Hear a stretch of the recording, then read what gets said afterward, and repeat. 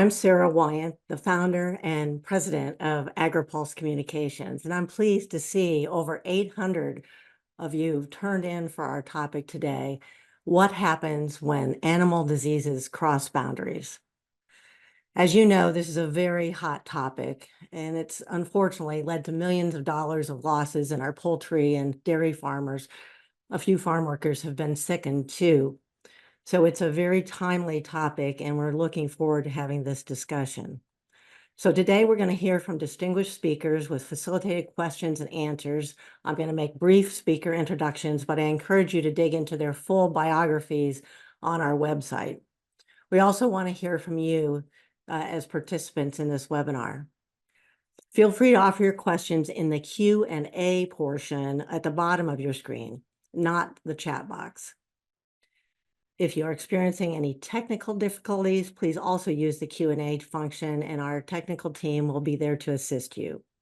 In addition, we're going to be recording today's webinar, and it will be available in the next couple of days on agra-pulse.com. So to start, I'd like to introduce our first speaker, Senator John Boozman. He's someone who actually probably needs no introduction to many of you. He serves as a ranking member of the Senate Ag Committee and also serves on the Committee of Appropriations and the Committee on Environment and Public Works. Prior to serving in Congress, he co-founded a family business with his brother and ultimately becoming one of a major eye care provider in Northwest Arkansas. Since agriculture accounts for a very large portion of Arkansas's economic activity, Senator Boozman has been a consistent champion for farmers, ranchers, and loggers, and has been instrumental in the fight for a new farm bill. So please welcome Senator Boozman.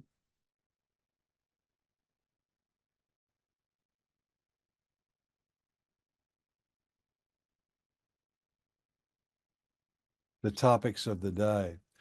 So I want to welcome everyone to today's seminar on animal disease. And thank you, Sara, again, for team at Agri-Pulse for holding this timely discussion on such a critical topic. This is a subject that hits close to home for me, as Arkansas is a leading state in livestock and poultry production. Poultry is the largest agriculture industry in Arkansas, representing almost 40% of production and accounting for 1 in 4 agriculture jobs in the state. Over half of the nearly 38,000 farms in Arkansas raise cattle. Arkansas hog producers raise more than 1.8 million pigs annually. Whether it's broilers, turkeys, beef, dairy, or hogs, Arkansas producers have long prioritized animal health and have a strong track record of preventing and responding to emerging animal disease threats such as avian influenza. As USDA continues to lead the way in responding to current and future animal diseases, it really is so critical that we in Congress consider how to put the right tools in place to bolster animal health programs. We have a golden opportunity to do that with the next Farm Bill.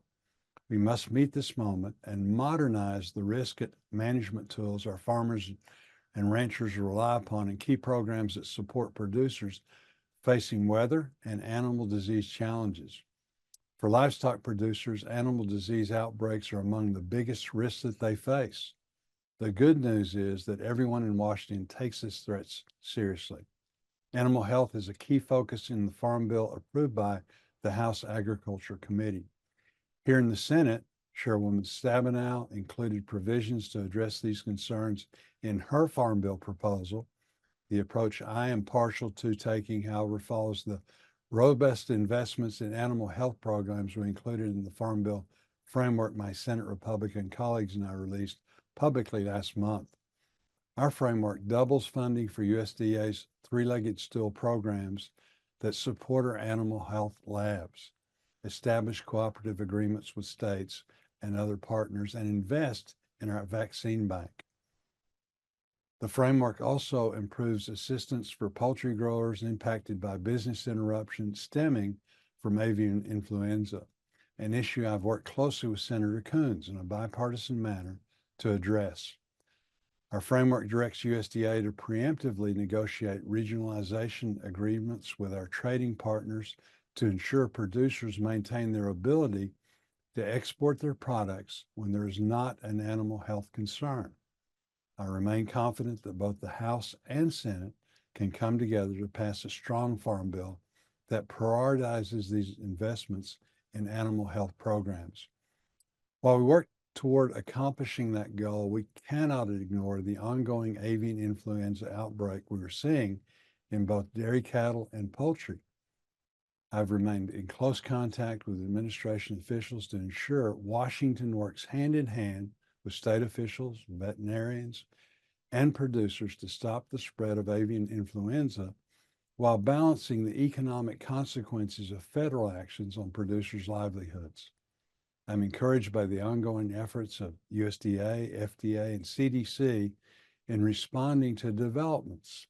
The administration must continue to rely on the animal health expertise of USDA to lead the response efforts, leaning heavily on our state agriculture commissioners and veterinarians who have boots on the ground experience in working with producers. USDA has made good progress in providing support for producers with herds that have been hit with a confirmed outbreak, including the most recent announcement to expand the ELAP to cover milk losses. It's important that we do not penalize producers when dealing with an outbreak on their operation. Rather, we must seek to incentivize them to implement strong biosecurity measures, and if their operation is impacted, ensure producers are working with experts and veterinarians. It is of equal importance that the administration proactively engages with our trading partners to minimize the impact on exports. Too often, our trading partners use animal diseases as a scapegoat for blocking U.S. exports. We must ensure unfair trade barriers are not put in place against American meat, poultry, and dairy products, and hold our trading partners accountable for science-based trade policies. While progress has been made in responding to emerging developments, a long-term plan for responding to avian influenza in both poultry and dairy cattle must be established and communicated by the administration. Congress stands ready to help support that effort and use this outbreak to ensure we have the proper tools in place to respond to other potential threats, such as African swine fever and foot and mouth disease, which would decimate our livestock herds and result in catastrophic losses for producers. The United States has long led the way in animal health innovation, surveillance and response, and science-based policy to deal with emerging animal diseases. Today's seminar will help demonstrate why. I'm confident you will find it informative. And again, thank you so much for being a part. This is just everybody working together. Again, thank you very much. Well, thank you, Senator Bozeman. You've always been so willing to share your valuable time with us and your expertise, and we really appreciate it. And we look forward to seeing that farm bill develop on the Senate side as well, as you and Chairwoman Stabenow work together. So thank you again. Well, very much. Thank you so much. So you'll notice that we are putting some resources in messages to all of you. We think that this is such an important topic, and there are a lot of different data points that you might want to follow. So throughout the webinar, we'll be sending you some different links to additional data. Next, we'd like to welcome all of our panelists, and again, remind you that it's welcome to enter questions in the Q&A portion of the webinar. First up, I'd like to introduce Danelle Bickett-Weddle. She is passionate about promoting health through action in her consultant role. She's a veterinary and public health consultant and owner of Preventalytics. In her 25-year career, she's worked with livestock producers, industry associations, state officials, federal government representatives, and public health professionals on practical and effective approaches to biosecurity, disease monitoring, and contingency planning across livestock sectors. So welcome, Dr. Bickett-Weddle. Next up, I'd like to introduce Dr. Doug Ensley. Dr. Ensley grew up in Northeast Kansas, where he developed an interest in agriculture at an early age through his uncle, who was a veterinarian. He became a practicing veterinarian himself and later became the university vet at Iowa State University. In 2009, Dr. Ensley went to work for Boehringer Ingelheim, who was a sponsor of this webinar. He was joined as a professional services veterinarian and became the director of veterinary and public health business in March of 2021. So welcome, Dr. Ensley. Next up, Jamie Jonker is the National Milk Producers Federation's Chief Science Officer and Vice President of Sustainability and Scientific Affairs.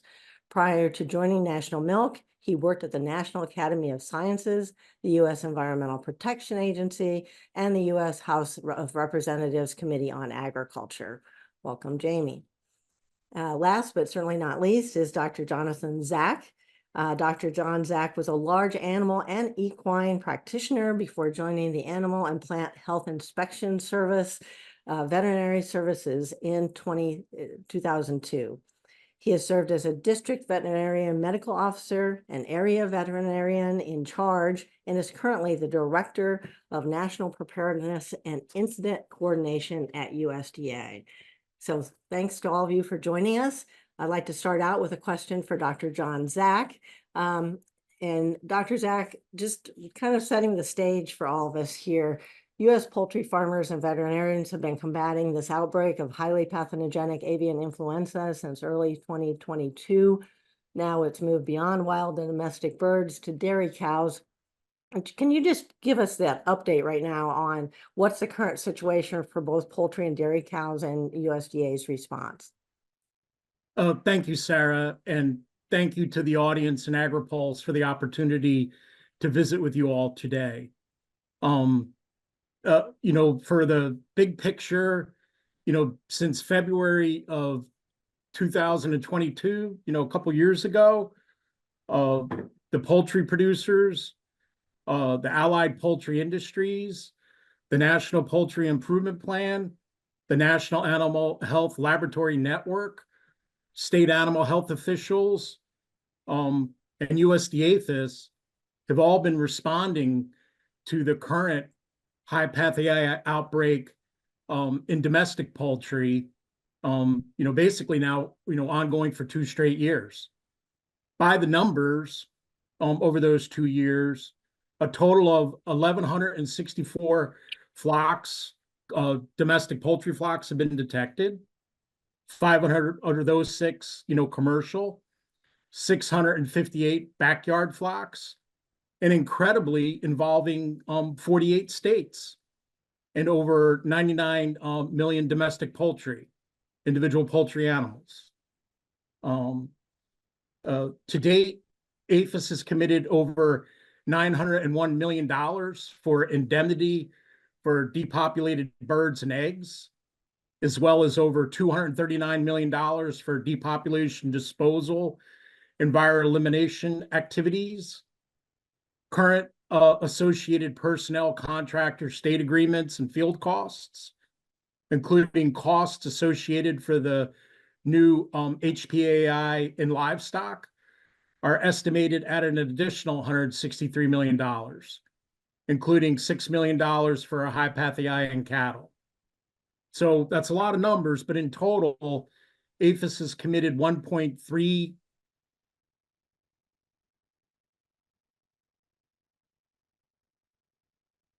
Well, it looks like we may. 116 million is still available. 816 is still available. I think the key thing is that the states, the poultry producers, the allied industries, everyone has been working very hard and diligently on a long campaign for avian influenza here in the United States. But given the world situation, I think we're looking at this as unfortunately going to continue on with the threat of the high pathogenic virus and domestic waterfowl, not only here in North America, but throughout the world. Well, thanks for I'll pause there. Can you, did my signal break up? Are you okay? No, we're good. We've got you here. So thanks for setting the stage with that. And there are a lot of numbers, but it's a big issue. So it's good to be able to frame that. Jamie, I'm going to turn to you here a little bit, just thinking about the spread to dairy cows. And I mean, we've been watching this horrific outcome with so many poultry flocks, but now we're dealing with the dairy situation as well. How much had that been anticipated, and how much of a surprise to really see those first outbreaks? Yeah, thanks, Sarah, and thanks for having me here. I appreciate Agri-Pulse doing this important webinar today. On a scale of 1 to 100, I would say we were at 100. Total surprise of finding this in dairy cows. It wasn't on our radar until March 25th. When we started having herds with mystery illnesses in the Texas Panhandle, New Mexico, in February, March of this year, we were ruling everything else out. So it wasn't a common disease, wasn't a less common disease, wasn't an uncommon disease. It was none of the things we would expect. And so thanks to the great work of our laboratories, we were able to find out that it was H5N1, and total surprise, nothing that we would have worked to prepare for. So it's a new, novel, emerging viral issue in dairy cattle. And can you talk to the economic impact that we've had so far with dairy producers? Yeah, so what we see, we've had about 145 dairy farms that have been affected by the virus that have been confirmed by the National Veterinary Services Laboratory at Ames, Iowa. On those individual farms, it's a very large impact over a several-week period. Loss of milk production on those clinically infected cows where that milk isn't sold. The costs of treating those cows, you're treating the symptoms because we don't have an antiviral to be able to attack this virus to date. And so, it's fluid therapy, it's dealing with fever. When you have 10 to 15% of your herd having the issue, the facilities aren't set up to segregate that many animals because we never want that many animals sick on our dairy farms. So it's a very resource intensive time as well on the dairy farms, with workers and family members working around the clock in about a 30-day very intense process. There's not a lot of good detail yet on the economic impact, but some of the early analysis is showing that it may be $50 to $100 per cow on average. So that's across all cows in the herd. And that's preliminary, but for those individual farms, it is a very big economic impact and resource impact when they have the disease. And I know USDA has worked really hard to reassure consumers that milk is still safe. But what, if anything, should consumers be on the lookout for, and making sure that they are actually consuming milk that has been pasteurized? Yeah, I think you mentioned the key word there, Sarah. That's pasteurization. The Food and Drug Administration, working with USDA's Agricultural Research Service, have done the definitive studies demonstrating that the commercial pasteurization processes that we do in the dairy sector today in the US kill the virus. So you want to make sure you have that pasteurized product, because pasteurization, which we've been doing now in the US for 100 years through the Pasteurized Milk Ordinance, is a very important food safety step in dairy products. When you look at foodborne outbreaks related to dairy, almost all of them are related to raw milk consumption or raw fresh cheese consumption. Pasteurization is a very important food safety step, and we recommend against consuming raw dairy products just in general at any time. And I think this issue here is just a continued demonstration as to why pasteurization is such an important part of our food safety prospect in the dairy sector. Thank you. And Dr. Zach, I want to turn back to you just for a second. There's been a lot of conversation about vaccines. Other countries have done vaccinations, and you and I have visited about this. USDA's Agricultural Research Service is testing vaccine candidates for both poultry and cattle. Where does that stand? I mean, are we close to trying to do something like vaccinations, or can you address some of the challenges that are associated perhaps with that? Yeah, vaccine is a very big, broad, and important topic. I think to break it down, as part of the funding that the USDA Agricultural Research Services, ARS, gets, they are vigorously and ongoing working on new vaccine technologies. In addition, I know that the USDA APHIS Centers for Veterinary Biologics put out a request for information back in May of this year to the biological vaccine companies. Basically, the request for information asked them about any existing vaccines that they have specifically for potential use in dairy cattle. I just want to stress that RFI is not a solicitation. It does not constitute a request for proposals. But here at USDA, gathering all the information for, one, any available new technologies that might be coming out of ARS, in addition to relying upon our vaccine companies that exist currently for any vaccines that they have available. So again, this RFI was the initial request to update the USDA information for companies that may have some vaccine candidates that could be used, but does not constitute a request for proposal. Again, when we talk about vaccinating any group of animals or commodity of the animals, big distinction between what you might do with, let's say, dairy cattle and then poultry. And within poultry, the different groups of animals or commodity sectors, such as turkeys or chicken layers or chicken broilers or backyard poultry, are all significant commodities. Vaccination of poultry is very complicated in terms of how can you effectively vaccinate the poultry, both from the technical aspect at the hatchery and then the secondary or booster vaccines necessary. More importantly, I think that any use of vaccine, emergency use of vaccine, whether it's for dairy cattle or poultry, we need to look at the big picture where that's not a unilateral decision by APHIS. There are consequences across the board potentially for interstate commerce, interstate commerce, international trade. So again, we have a consensus right now to do a stamping out program for high pathogenic poultry. I think that it behooves us to work together to discuss vaccination scenarios, policies, and inform each other on what we think might work technically, what we might think work for a particular business or commodity, and then what are the consequences across the board, again, for interstate commerce, interstate commerce, and international trade.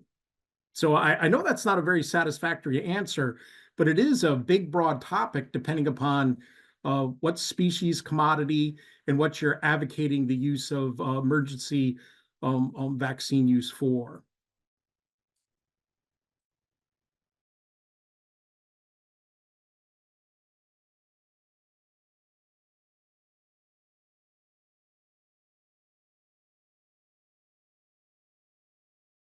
In light of keeping the show going, we have lost our host, but her gracious plan of this whole show flow, I'm just gonna keep rolling with it. So our next question is for Dr. Doug Ensley. Boehringer Ingelheim is one of the vaccine manufacturers working to develop an avian influenza vaccine. Can you share more with our group today, Doug? Thanks, Danielle. It's a pleasure to be here. So Boehringer was one of those that submitted the information on the potential for a vaccine for dairy cattle.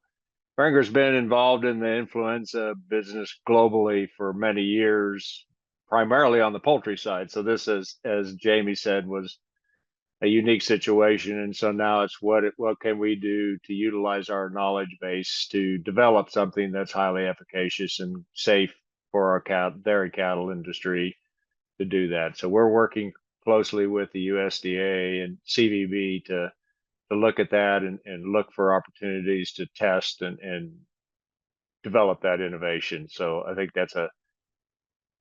it's really unique. So we're we're working towards that. Excellent.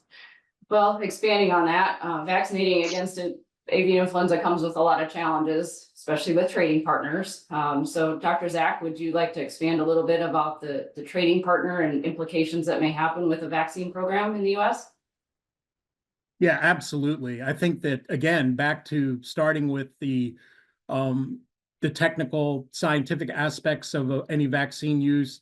Is it safe? Is it efficacious, effective? Beyond that, how would you do it in any given commodity group?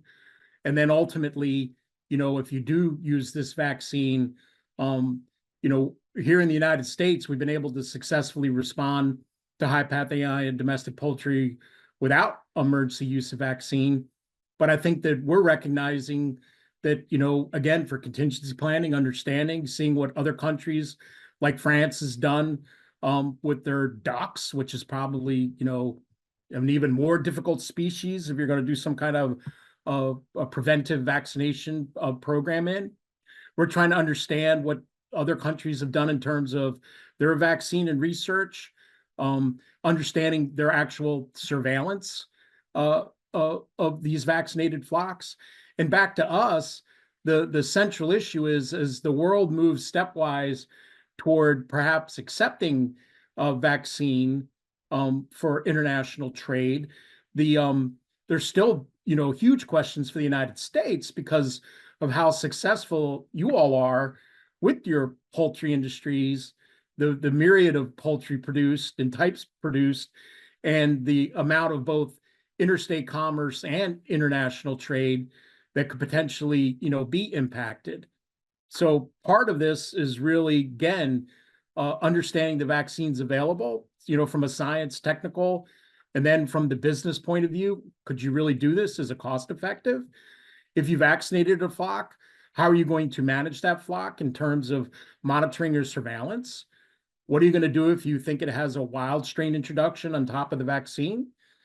Are you going to depopulate? You're going to still have a stamping out zero tolerance approach for detection of avian influenza, even in a vaccinated flock?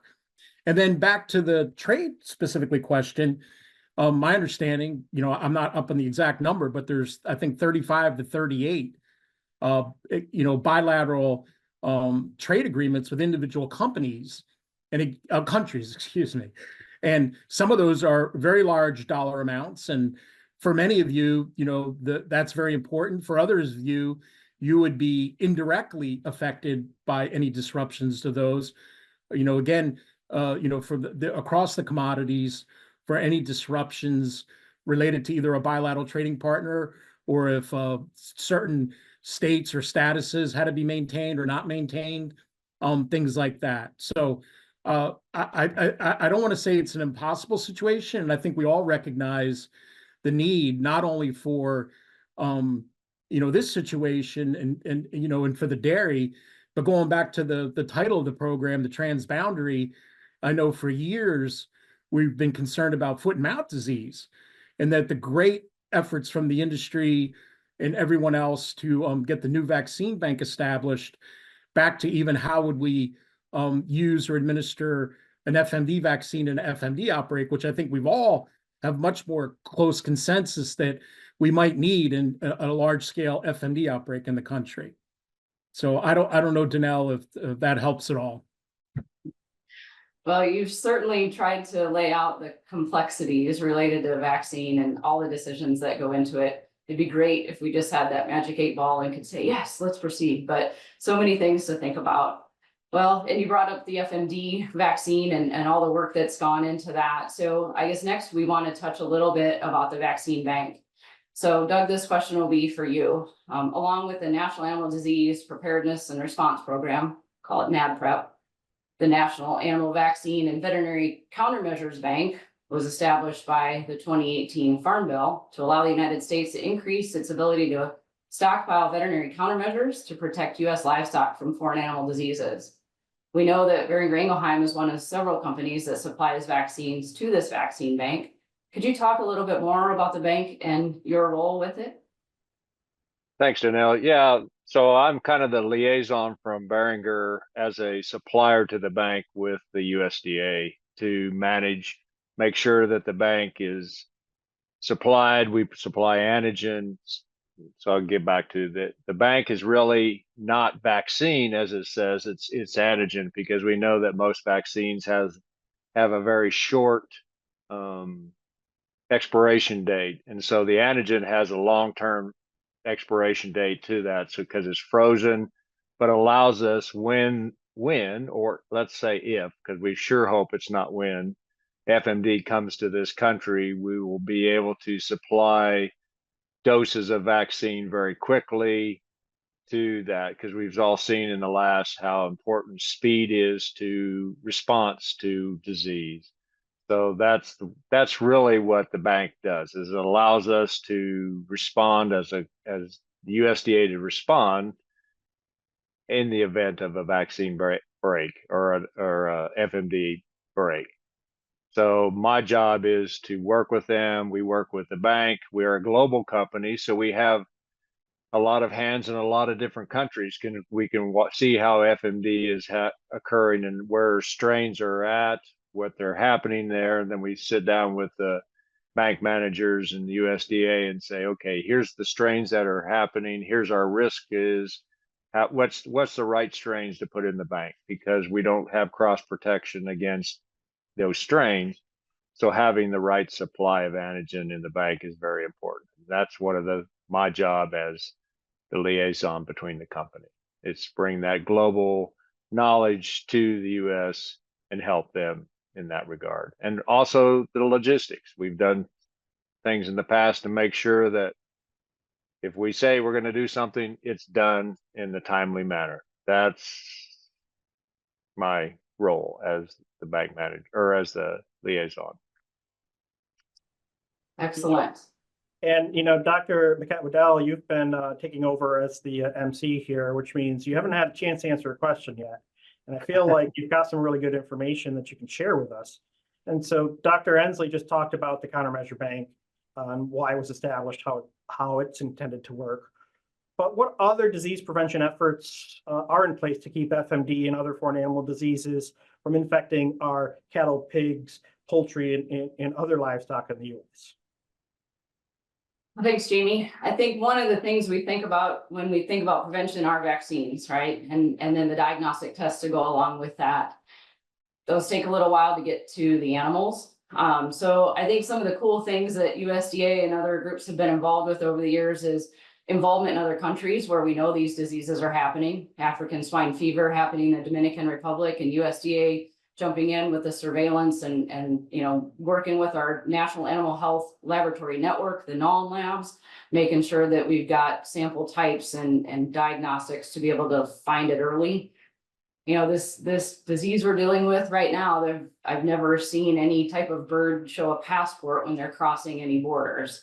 So some of the surveillance that's happening, we know what we know about this virus today because of what APHIS Wildlife Services has done on the surveillance piece of it, just so we can track, watch that fingerprint and how is it changing, right? Because at the end of the day, we're protecting animals, we're protecting humans. So if something does get in, right, we're facing that right now. I think some of the work that's been done over the years, USDA funded it, the livestock industries have been heavily involved in what we call secure food supply planning. Those are continuity of business plans, and those have come out because of the efforts of industry, states, our federal partners, and the academic institutions at Iowa State University, University of Minnesota, University of California at Davis, and Kansas State University. Smart, intelligent, common sense, practical folks came together for years to try and come up with, well, what happens if? How do we keep people in business? So we're actually using some of those principles right now with H5N1. Our dairy producers are finding disease through something we call active observational surveillance. They're looking at production parameters. That was set up in all these secure food supply plans because we knew it was something producers could do. We don't have a vaccine against this disease. Our best defense right now is biosecurity. So USDA has talked about the resources in the Secure Milk Supply Program, farm biosecurity through National Milk Producers Federation, getting that information out. NAD prep funding is allowing the states to do more of that direct to producer talk.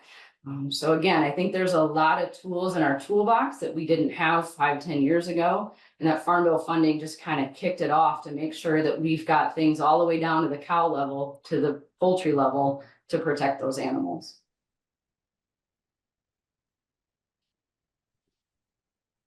Thank you, Danelle. So that's the first for us, that we had a total system-wide outage and I had to move locations, but thank you for filling in. You were just asking a question, or were you answering one? I was talking about the prevention focus. So yeah, we are actually kind of wrapped up on prevention, and just wanted to talk a little bit about the public-private partnerships between USDA and Boehringer Ingelheim, for example, and how they might support disease prevention and preparedness. So Doug and John, would you like to chime in on that? John, you want to go first? Sure, Doug, thank you. So I think Danelle just went through, you know, a great history of some of the collaborations that have been successful. I would just, add that, back to, for any foreign animal disease, transboundary disease, exclusion is very important. And again, USDA working with Department of Homeland Security, that's a constant issue. Everything from the trade evaluations of other countries for their products and animals. Again, exclusion, we don't want to neglect that. But I think Danelle was very wisely outlining that when exclusion fails for whatever reason, how are you prepared to respond? And I think that the avian influenza program, again, starting with the low path-AI program through the NPIP, the avian influenza clean program originally, into, the zero tolerance for low path-AI in this country. That was the building block for high path response, through the National Poultry Improvement Plan. On top of that, the original secure egg supply plan that request was brought to us by egg producers who read the USDA plan back around 2006, 7, 8 era and said, what? There's going to be nothing's moving out of a control area? How big are these control areas? We need to talk. And that led to the whole initiative of this original secure egg supply plan, again, which was, again, academic centers, state animal health officials, producers, scientists, poultry scientists, a big group, big tent that did come up with those plans, starting with eggs, progressing to the other poultry commodities. And I know at the time, a lot of people felt, man, this was a lot of work. But lo and behold, when 2015 came, we were prepared, and they were the most fastest implemented plans in the history of, I think, state and federal animal health response.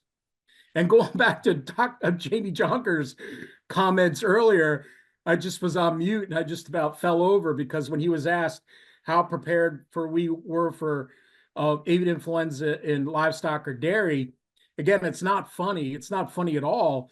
But his answer, we were 100% unprepared. Yeah, I think that we were all unprepared. And I think if we had had 6 months, a year to work together to prepare for it, that would be a better situation than we're in now. Not to criticize anyone, not to criticize what's going on. Everyone's responding as well as they can, coming together as best they can. But I think the overall, big point is, the more that we can work together to prepare together, again, any successful animal disease program, response, emergency effort, it has to include the producers, the industry groups, the non-laboratories, the state animal health officials. The more we can come to a consensus for what is the best response, of the better off we are. So we're for any opportunities to collaborate there, on this current endeavor and future ones. And I just wanted to say that, again, that protection zone in Hispaniola is an example of exclusion, because I know my bosses will want me to make sure I reassure everybody that as we're responding to this particular disease, we're not letting our guard down for other diseases or other activities that require exclusion. Super. Dr. Ensley, did you want to share any more on that as well? And I don't know that I can share a lot, but I think USDA does an outstanding job of monitoring those, but the companies and the producer groups really bring a lot more to the table. And as he keeps saying, we work together. Global companies have the opportunity to see what's happening globally, work with our reps and our veterinarians in those countries that are doing research. It really gives us an idea of what works and what doesn't. So I think that partnership is invaluable to our industry. So you mentioned research, and one of the things, of course, we're always looking for is what's the next big solution. And there are a lot of innovations I know in this space. Dr. Ensley, could you share just a little bit more about what your company is doing in terms of innovation and trying to bring new tools to solve these problems?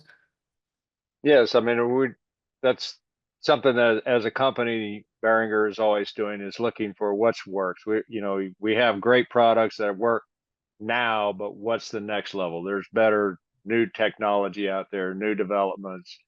And as a company, you're always looking for what's going to make it better for the producer. It's going to be easier. Can we make it so it's, the poultry side is always, it's tough to pick up every chicken, vaccinate them. What can we do more for there? And the dairy, what can we do to simplify it for the dairy producer? Because the easier and the better the technology, the more compliant they're going to be to do what you ask them to do. And I think that's a very, you never sit back on your laurels. You're always going to look for the next thing that's improves what you have today. Thank you very much. So we've had several questions come in, and we want to start making sure that those are responded to. One is just a direct one to you, John. Would you be able to repeat the value that APHIS has dedicated towards HPAI and how much is still available? I don't know if you have that handy at all, but when a questioner just wanted to, or perhaps we can put that in the chat a little later for folks. I can repeat the big number. And I got this from our finance and budget boss here at Veterinary Services this morning. So I'm comfortable saying that APHIS has committed to date $1.3 billion. And that there's, again, for emergency funds that have already been requested and are available, another 816 are available. And again, right now, much of that is probably in the process of being committed, or we're scheduling out that we will know we will need for poultry response and livestock response. Again, that's the money that's been committed and currently available. Again, the Secretary of Vilsack has been able to get, tranches of emergency response money when he's been needed to request it. So I'm not implying that that's the total amount available for anything. If anybody's concerned about that, that was just to show the level of financial commitment that the USDA has expended to date, to be clear. Okay, thank you. There's several questions about farm workers and further transmission. One of our questioners wanted to know about what is being done perhaps in other countries to vaccinate workers that are around these livestock and poultry, and to express their concerns about that more should be done on the farm worker side. Any comments that anyone would like to make in terms of the opportunities to have vaccinations to prevent more human transmission to humans? I'll take a first stab at that, Sarah. I think any decision to open up vaccine for use in humans is really the realm of Department of Health and Human Services. And so it's really up to their expertise to make that determination if we need to use vaccine for dairy or poultry workers. But let's talk a little bit about what are we seeing in our dairy and poultry workers. So CDC has monitored over 8,000 poultry workers. There has been to date one poultry worker that was identified as having H5N1 back in September, October of 2022. That person was in close contact with infected poultry. That person had mild respiratory symptoms and has recovered. We've had now 5 workers in the dairy sector. 4 of those have had conjunctivitis, which is inflammation in the eye, and 1 has had mild respiratory issues. All 5 of those folks have been reported to be recovered. So what does that mean when I look at it from a dairy perspective, which is where I come from? What do we need to be doing for workers? We need to be providing them the protection opportunities for those that are in close contact to infected animals, particularly lactating cows that are clinically infected. This virus in dairy cattle has an affinity for the mammary gland. All 5 of those dairy workers were in close contact with milk from infected animals. And so we look at protecting the mucosa, the eyes, the nose, the mouth. So things like using a face shield, those very simple things that can be implemented on farms are the best things to do. We can't have our workers in full PPE head to toe, because you think about how the weather has been recently in a lot of places around the country, that presents other worker safety issues. And so we need practical things. Face shields are important. And we also already recommend the use of protection of, in particular, the eyes of our people that milk cows, because there are chemicals in the milking parlor. There are teat dips that go on the cow. There's sanitizers that are used. And so these are just really a reinforcement of the protections that are already recommended best practices on dairy farms. It is important to continue monitoring our dairy workers, our poultry workers, our dairy family and poultry family members that are on infected farms, so that we understand what's happening with the virus, because of that potential for zoonosis and the importance of looking at this from a larger One Health lens. Yes, very much so. Dr. Zach, maybe start with you on this from a USDA perspective, and then if anyone else wants to jump in. Are there expectations that this disease will jump to other species? Jamie mentioned the surprise about dairy cattle. What's kind of the purview, and if so, which ones are most at risk? Wow, what a great question. I'm going to get my magic 8 ball here. I think that the big lesson learned with avian influenza is that it is a predictably unpredictable virus. And on our website, if you click on that, if you go to, you can see the actual detections in other mammals. And again, this is not just the United States problem or a North America problem. This is a worldwide problem of this avian influenza virus being carried by the wild birds with spillover events to domestic poultry, peri-domestic birds, and mammals.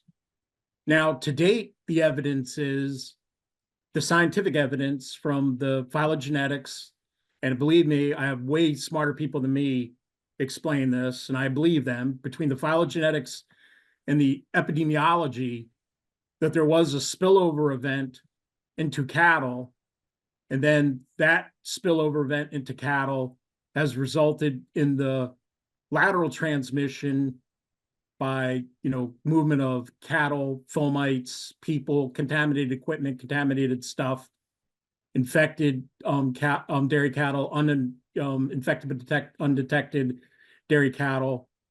The movement of this within the dairy producers that we've seen to date, 146 confirmed detections in 12 states. I believe that's the current number on our tally sheet on the web today. So great question. Where is the avian influenza virus going to go next? How is it going to change? I don't have an answer for you other than we need to remain to be vigilant, and we need to work together on this dairy livestock situation to better understand it, develop, longer term strategies that are acceptable to everybody for surveillance and response. Because I know you're all probably struggling with this question. I know that our public health partners and colleagues, are very concerned about, the zoonotic potential of this virus, not only for resulting, in some eye infections, but the overall, pandemic potential of the influenza virus, as it is in wild birds and moves to mammals and back and forth. And that's one of the great scientific relationships that is being conducted here, needs to be conducted here, is, when you talk about the evolution of this virus and where it's going to go, across the board, there's a lot of concerns that need to be addressed. I think we need to prioritize what we need to do for animal health, livestock health, that it's going to be in the best interest of, both animal health and One Health and public health. And just to follow up on that a little bit, we've also seen some news reports that there might have been infected dairy herds that, whether through feed trucks or some sort of transmission, have then gone back into poultry flocks. Has that been confirmed by USDA? Yes, there has been this, again, by the phylogenetic footprint of this virus, the virus that has been on dairy farms has infected some poultry farms.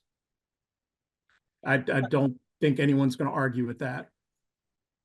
So, Jamie, back to you. One of our questionnaires notes that this is pretty scientific, technical stuff that common, layman may not understand very well.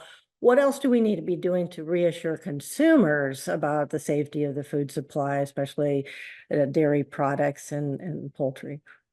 Yeah, I think for the safety of dairy products, we look to the Food and Drug Administration, which is the federal agency that regulates milk safety, and what FDA, states, and the industry do in our 100-year partnership in the Pasteurized Milk Ordinance, and how that has worked for milk safety for a century.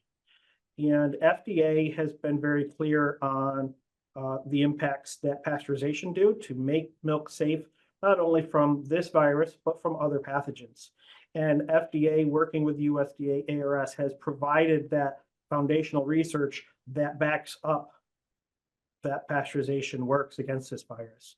And I think that's the important part, is having that messaging about, what is the safety of the product coming from the Food Safety Authority, and that Food Safety Authority having the information to back it up. I don't anticipate any regular dairy consumer is going to go to the FDA website and try and look at the protocol and say, did they do this right or wrong? But they want to know that they've done the research, and the research shows that pasteurization does this when they say it does it, and that leads to the safe dairy products. And there's also some questions about enforcement of biosecurity. And I know that we all understand that as producers, you want to protect your herd or your flock, or, it's your investment. These producers care very much for their animals. They don't want to see them get sick, or God forbid anything, happen. So, Donnell, could you talk just a little bit more about, on the prevention side, in terms of the biosecurity measures? Are we doing enough to ensure that there is a kind of across the board education on all these? And I know, Jamie, you've done quite a bit at National Milk as well, so you might want to jump in. Yeah, thanks, Sarah. Biosecurity is one of my favorite topics, so that's why Doug is smiling ear to ear right now. I think the thing with this virus is we're still learning how it's behaving, right? It has the ability to survive in places that we haven't faced before in the cattle industry. So we know a lot about other diseases and how they're spread, and trying to get that information out to producers is happening at multiple levels. But it's hard when you're used to, kind of doing this and keeping your herd healthy, right? And then a curveball comes in like H5N1 and nobody's read the books and we don't know how it behaves, right? So, and when your cows are sick, you're doing everything you can to try and keep them healthy, right? That's why these folks get up every single day and do what they do on these farms. So National Milk, through, you know, their efforts, Secure Milk Supply website on enhanced biosecurity plan, American Association of Bovine Practitioners, were actually taking the great work that's been done and learning from these farms and the researchers. What do we know about this virus today versus what we knew back in April? And we're updating some biosecurity guidance. So again, it has to be practical because two-leggeds have to be able to do it every single day, right? So we're trying to get the right research in the right hands of the folks combined with that epi tracing data. How is it moving? We're learning a lot about on a farm, how it's spread, but we're still trying to uncover all the ways it might be coming into a farm. So getting the producers the right practical information, because that's how they do it every day, right? We want to make sure it fits in with their day. But it is going to be a stretch for some folks because we just haven't had to face something like this in the cattle industry. So we're learning every day, but trying to give them the information they need to be able to do it that works with their operation. And to build on Danelle's comments, you know, implementing changes in biosecurity is a marathon, not a sprint. And so it takes time to make these changes.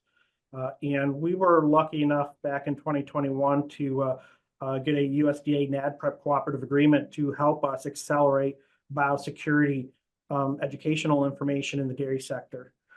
We focus on enhanced biosecurity, working through the Secure Milk Supply program for an FMD outbreak. But some of the things that we would be doing in an FMD outbreak are actually things that we are now applying to biosecurity on dairy farms for this novel H5N1 issue in dairy cattle. And so that planning is so very important. We didn't have to start from zero, but we are having that marathon in changing biosecurity on dairy farms. Poultry sector had their first go around with this 10 years ago. So they're 10 years in advance. And so we're in 3.5 months now. And so, you know, we're trying to do our best to catch up as fast as we can, but we want to get to the marathon finish line and not a sprint finish line that maybe doesn't have all the right elements to it. Thank you for that. And Dr. Zach, I'm just going to let you kind of wrap up here with the last word on, I know that USDA has been all hands on deck. There was a question about working with CDC and how that process, a lot of federal agencies involved. Can you share just a little bit about how the agencies are working together to work on not only surveillance and tracking and all that? No, it's a great question. And I think that the federal executive agencies each have their mission, albeit, food safety, like USDA APHIS for the beef safety that they've been conducting, FDA for the pasteurized milk, the CDC, obviously, then working with the state public health officials and county public health officials for the human health concerns, not only, for the managing and the personnel on infected premises, but also the broader question about, tracking this vaccine so that, at a national level, the CDC, HHS, ASPR, BARDA, we're all very concerned about, their job, their mission space is to prepare for a human pandemic, and developing vaccines for that and other countermeasures. So again, it is an all hands on deck situation for, I think, the U.S. government agencies, just as it is, I think, for any of the affected states across the board there, where they have their departments of ag, the boards of animal health, their state public health, up through their executive chains of command to their governors, back to the private sector, the vaccine companies doing their research and development. It's a all hands on deck situation for sure. Well, it sounds. I just want to say thank you for the opportunity to be here this afternoon. If we're getting to closing, and if anybody has any follow-up questions for us, please send them along. Thank you. Well, thank you. And also Danelle, thanks for pitching in. Doug, Jamie, and for all of our participants. As I mentioned, this is recorded and will be available on agra-pulse.com by tomorrow. We'd also like to call your attention to this QR screen. If you're not following our coverage of all these important issues, please take a screenshot or go to Agri-Pulse and sign up for one of our free trials. I also want to thank Boehringer Ingelheim for making this possible. We're really excited to be able to bring this information to you and continue the dialogue about all the good work that's happening in terms of trying to address this very challenging situation. So thanks again for participating, and we'll send you a link of the webinar as soon as it's available on the recorded site. So thank you and enjoy the rest of your afternoon.